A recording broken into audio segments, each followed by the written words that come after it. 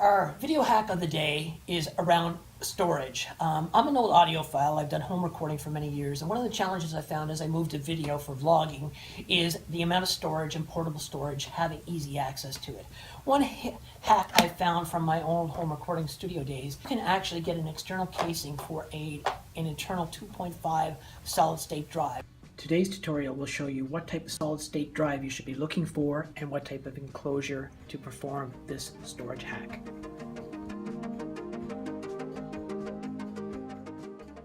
You can actually get an external casing for an internal 2.5 solid state drive. Now, solid state drives, they're the faster drives. They're typically found in smaller laptops or devices, and they have a very quick response time versus the old magnetic drives.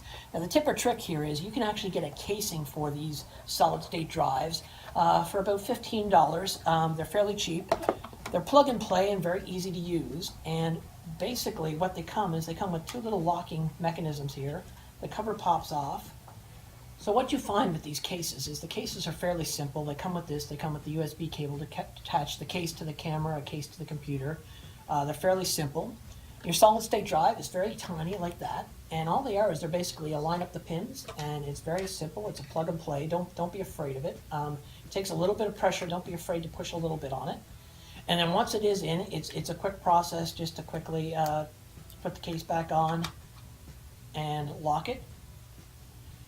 Now, if you are dealing with a 2.5-inch solid state drive, you should not need an external power source. The USB cable should be enough to power it.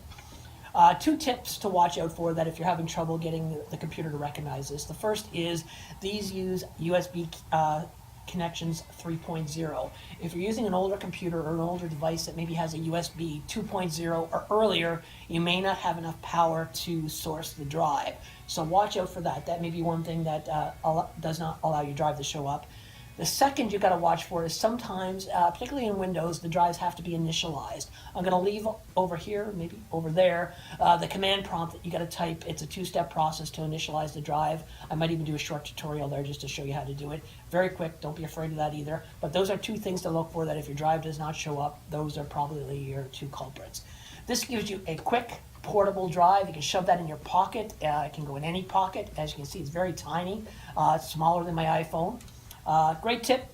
It's an old home recording studio tip, but works great for video. And as we've all found, you're saving more and more video. You don't ever want to delete your video. You've lost all your photos because your car went corrupt. You can back up on the fly. So great power tip. Use that one. We're filming in beautiful Cape Breton, Nova Scotia today. Now, if you're interested in doing this, I'm going to leave the affiliate links to these drives in the comment section below. I have actually used a few different types. I prefer Crucial, but I'll leave a link to a couple of different solid-state drives that are very good. I've used them all, very reliable. And I'll also leave you a link to a couple of the casings I've used in the past. One thing to watch out for, just make sure you're looking for the 3.0 casing that aligns with the 2.5 drive. There are other size drives, so if you want the most portable, though, go for the 2.5-inch drive. So, this is Duncan Gillis from Maritime Vintage saying stay safe, keep warm, and watch out for those Cape Breton mountain chickens. I can only dream of a video hack.